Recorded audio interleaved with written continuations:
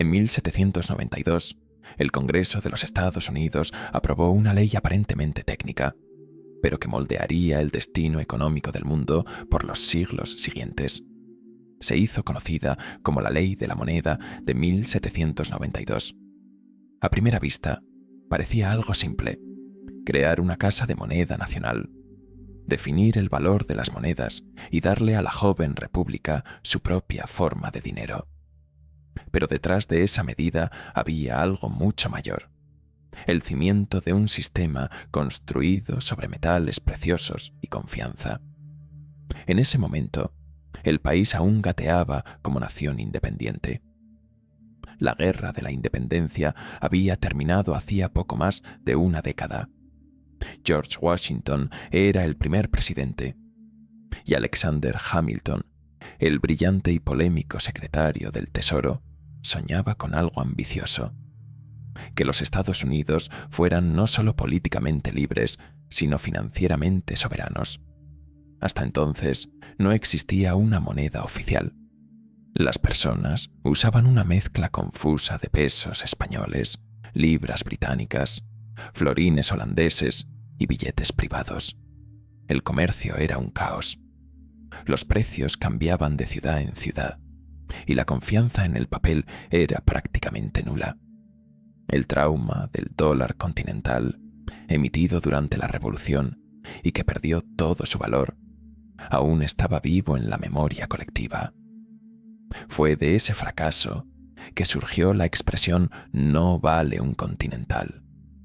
Hamilton creía que el país solo encontraría estabilidad si creaba una moneda respaldada en algo real, oro y plata. Así nació la Ley de la Moneda de 1792, que estableció el dólar como unidad de cuenta y creó oficialmente la Casa de la Moneda de los Estados Unidos. El diferencial era que el dólar no sería una idea abstracta, sino un peso preciso de metal. Según la ley, un dólar equivaldría a 371,885 granos de plata pura, algo en torno a 24 gramos. La relación entre el oro y la plata fue fijada en 15:1, lo que significaba que un dólar de oro valdría 15 de plata. El objetivo era simple: el oro traería estabilidad y prestigio internacional, mientras que la plata garantizaría liquidez en el día a día del ciudadano común. La Ley de la Moneda iba mucho más allá de la economía. Cargaba un principio ético. Falsificar o desvalorizar el dinero era considerado traición, un crimen punible con la muerte. Para los fundadores de Estados Unidos, adulterar el valor de la moneda era robar a toda la población, ya que cada dólar perdido representaba el esfuerzo de millones. El dinero, para ellos, no era solo una herramienta de intercambio, sino un pacto moral. Hamilton diseñó un sistema meticuloso. Creó cargos como director, tesorero, acuñador y grabador, todos obligados a jurar fidelidad a la pureza de las monedas.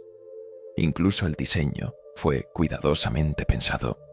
De un lado, la palabra libertad y la imagen de una mujer simbolizando la república.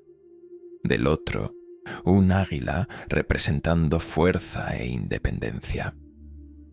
Cada moneda era un recordatorio de que el dinero americano venía del amor, ley y del trabajo, no de reyes o banqueros. Ese era el ideal, el dinero como símbolo de justicia y autonomía. Pero dentro de esa estructura ya había una falla escondida: la proporción fija entre oro y plata. En 1792, el equilibrio de 15:1 parecía sensato. Con el tiempo, el mercado mostró lo contrario. A comienzos del siglo XIX, el oro comenzó a valer más de lo que la proporción legal determinaba. Eso hizo que las monedas de plata desaparecieran, derretidas o exportadas, mientras el oro dominaba las transacciones. Fue un ejemplo temprano de la ley de Gresham. El dinero malo expulsa al bueno de la circulación. Aún así, el simbolismo de la ley se mantuvo. El dólar pasó a representar la promesa de una moneda sólida, honesta y tangible, y durante décadas ese sistema funcionó con notable eficiencia. Estados Unidos construyó una reputación global de estabilidad monetaria, pero toda promesa, tarde o temprano, es puesta a prueba. Con el crecimiento del país, las presiones también aumentaron. Guerras, deudas y la expansión territorial comenzaron a corroer el ideal de Hamilton. Durante la Guerra Civil estadounidense, el gobierno necesitó financiar ejércitos y por primera vez imprimió dinero sin respaldo metálico, los famosos greenbacks. Era el inicio de la era del papel. El pragmatismo venció a la moral. Emitir papel parecía más simple que obtener oro y plata. Pero esa facilidad tenía un costo: la confianza. La inflación se disparó y los ricos que controlaban el crédito se volvieron aún más poderosos. En 1900, la ley del patrón oro puso fin oficialmente al sistema bimetálico. El oro se convirtió en la única base del dólar. 33 años después, en 1933, el presidente Franklin Delano Roosevelt prohibió a los ciudadanos poseer oro. Por primera vez, el pueblo estadounidense no tenía el derecho de guardar su propia riqueza. Lo que comenzó como una ley para garantizar la libertad se transformó en un mecanismo de control. Y en 1971, Richard Nixon cerró el enlace final. El dólar dejó de tener cualquier relación con el oro. La antigua pena por degradar el dinero fue sustituida por políticas que hacían exactamente eso, pero ahora bajo el nombre de estímulo económico. El metal cedió su lugar al papel. La moral cedió su lugar a la conveniencia. En el siglo XIX, Estados Unidos se expandía rápidamente y el dinero era la sangre de esa nueva nación. En 1834, el Congreso modificó la proporción entre oro y plata a 16:1. Un detalle técnico, pero que lo cambió todo. El oro se volvió más valioso y la plata desapareció de la circulación. La fiebre del oro en California en 1849 inundó el mercado con el metal amarillo, ampliando las desigualdades. Los banqueros preferían el oro por su portabilidad y prestigio. El pueblo, que usaba la plata, quedó atrás. Cuando comenzó la Guerra Civil en 1861, el gobierno imprimió papel a gran escala para financiar el conflicto. El vínculo con el Binnenmark metal desapareció y la inflación se disparó. Los soldados recibían billetes que perdían valor incluso antes de gastarlos. Mientras tanto, especuladores se enriquecían con el caos.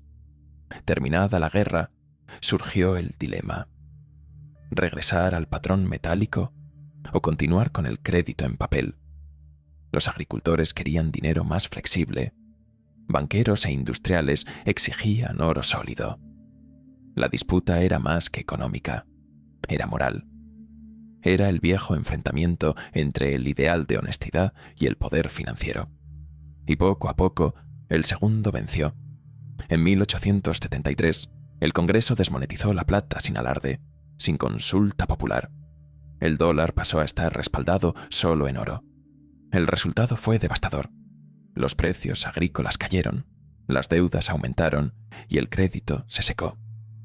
Lo que había sido creado para proteger al pueblo ahora servía a la élite financiera.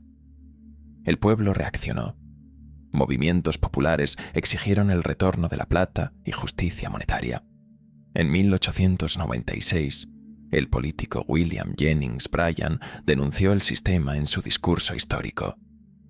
No deben crucificar a la humanidad en una cruz de oro. Pero el oro prevaleció. En 1900, Estados Unidos oficializó el patrón oro y cerró definitivamente el sueño bimetálico. El control del dinero salió de las manos de los ciudadanos y fue entregado a los bancos. La ironía era amarga. La ley creada para impedir la manipulación ahora era usada para justificarla. El dinero dejó de reflejar el trabajo y pasó a reflejar el poder. El ideal de Hamilton, El dinero como espejo de la libertad estaba muerto. Incluso después del crimen de 1873, el lema «En Dios confiamos» continuaba en las monedas. Pero lo que antes era fe se convirtió en obediencia. Las personas guardaban el dólar no por confianza, sino por imposición de la ley. En 1913 nació la Reserva Federal, el Banco Central estadounidense. Desde entonces, el dinero pasó a ser controlado por unos pocos. La Fed podía crear moneda, ajustar intereses y expandir el crédito con un simple decreto. El dólar dejó de representar valor real y pasó a representar poder político. La Gran Depresión de 1929 expuso el colapso de este nuevo sistema. Bancos quebraron, ahorros desaparecieron y el oro volvió a ser visto como el único refugio seguro.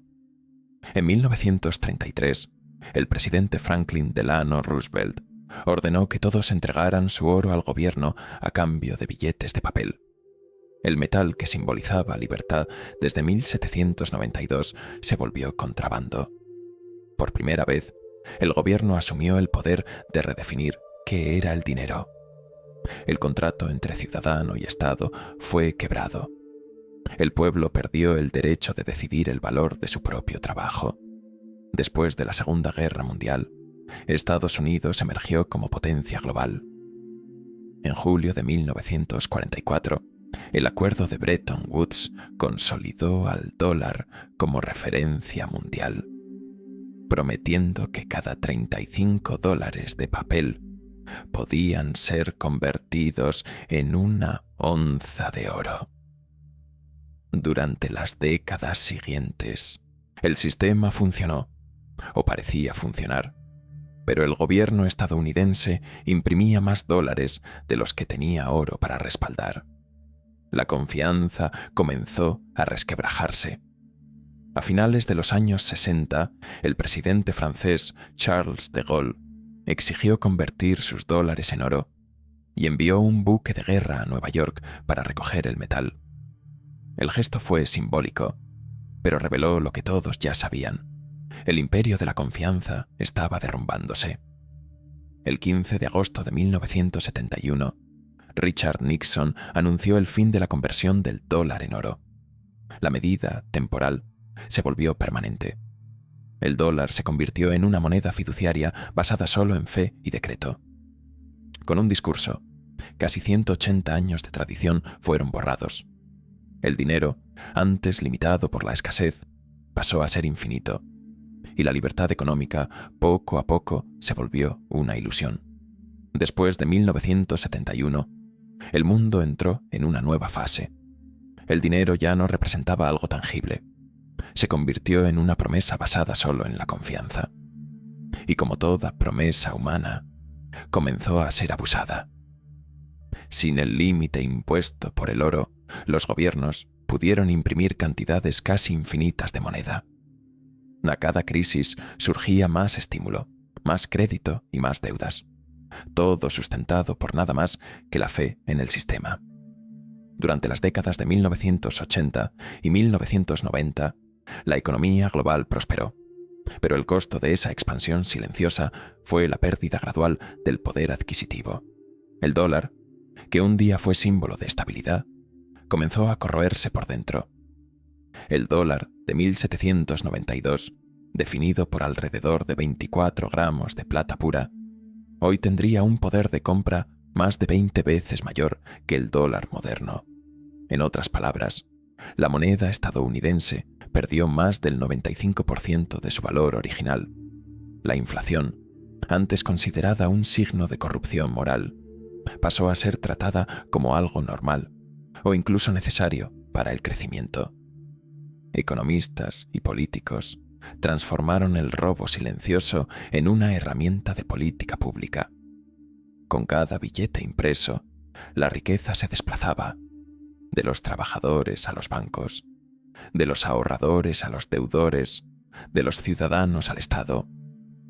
A comienzos de los años 2000, el dinero digital comenzó a reemplazar al físico. La mayoría de las transacciones pasó a existir solo como números en pantallas. tarjetas, transferencias, aplicaciones. Todo se volvió código. La comodidad creció, pero también el control. Un clic bastaba para congelar cuentas, rastrear gastos y limitar el acceso al propio ingreso. En 2008, la crisis financiera global mostró el precio de esta ilusión. Bancos quebraron, gobiernos imprimieron trillones y la confianza, una vez más, se vio sacudida. Pero en vez de repensar el sistema, el mundo redobló la apuesta. El dinero, ahora completamente digital, comenzó a ser creado a un ritmo que haría estremecer a Hamilton, Washington y hasta Roosevelt. En 2009 surgió Bitcoin, proponiendo dinero digital con oferta limitada y sin autoridad central. Para muchos fue la respuesta directa al colapso de 2008. Un oro de Internet inmune a la inflación arbitraria. Entre 2013 y 2021, las criptomonedas ganaron tracción. Alta volatilidad, sí, pero también un mensaje. Existe demanda por independencia monetaria. Incluso con sus oscilaciones, la idea de controlar la propia llave y el propio saldo entró en la cultura.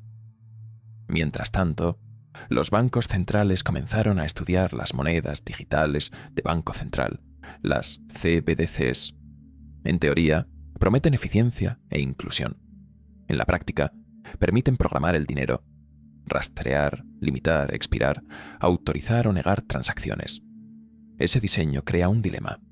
De un lado, conveniencia y política económica quirúrgica.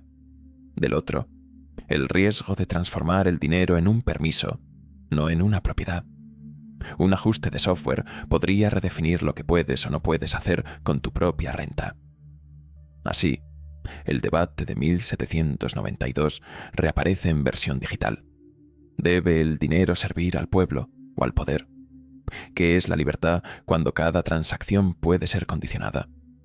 En el sistema fiduciario moderno, el dinero nuevo entra por la capa financiera. Bancos, gobierno y grandes jugadores reciben primero. Trabajadores y ahorradores al final. Ese encadenamiento es conocido como el efecto Cantillon del siglo XVI. Quien recibe primero compra activos antes de que los precios suban. Quien recibe después ya encuentra todo caro. Es un impuesto invisible. No llega en un boleto, sino por la erosión del poder adquisitivo. Al final, el precio recae sobre quienes tienen ingresos fijos, poca deuda y poca protección. En 2020-2021, políticas de estímulo extraordinarias mostraron el mecanismo en cámara rápida. La liquidez infló activos, luego contaminó los precios al consumidor. La cuenta llegó a los salarios. El resultado es previsible. Concentración de riqueza, desconfianza y una sensación difusa de injusticia. Exactamente lo que los fundadores advertían desde 1792. Roma, en los siglos II y III, redujo la pureza de la plata en el denario. Con cada reforma, más cobre, menos valor. El imperio no cayó por un decreto, sino por décadas de degradación monetaria. En la Francia revolucionaria, los assignats de la década de 1790 fueron emitidos contra bienes nacionales. Al principio funcionaron, luego se convirtieron en inflación y pérdida de confianza. En Alemania, de 1923, la hiperinflación del Papelmark destruyó contratos, ahorros y confianza social. No fue solo economía, fue corrosión moral e institucional. En todos los casos, la causa profunda fue la misma: creer que es posible reescribir el valor sin costo. El precio siempre llega, a veces en moneda, a veces en cohesión social. La lección es simple y dura. La confianza es el activo básico de cualquier sistema monetario. Cuando se quiebra, nada sostiene el resto. Desde 1971, el dinero se volvió política. Desde 2008, se volvió software. Entre libertad y control, la balanza vuelve a estar en un punto crítico. Existen opciones: ahorro real, diversificación educación financiera, auditoría pública y el diseño de reglas que limiten el poder de emitir y programar moneda. Si llegan las CBDCs, el diseño importa, privacidad por defecto, interoperabilidad, límites al poder de bloqueo y transparencia en los algoritmos de política monetaria. Sin eso, el riesgo es cambiar eficiencia por vigilancia económica. El espíritu de 1792 no es nostalgia por el metal, es un principio. El dinero debe ser medible, honesto y predecible. Sin eso, se convierte en un arma. En última instancia, cada sociedad elige si el dinero será una medida de libertad o una palanca de poder. Esa decisión no solo define precios, define el tipo de país que queremos ser. El dinero cambió, pero la naturaleza humana no. Desde 1792, lo que llamamos progreso fue, en realidad, un lento proceso de sustitución de la confianza por la ilusión. Y cada vez que un imperio creyó que podía crear riqueza de la nada, terminó exactamente del mismo modo, en colapso moral antes que económico. Si este video te hizo pensar, deja tu like. Eso ayuda al canal a llegar a más personas que necesitan escuchar esta verdad. Suscríbete para no perder los próximos capítulos de esta reflexión. Gracias por estar aquí. Nos vemos en el próximo video.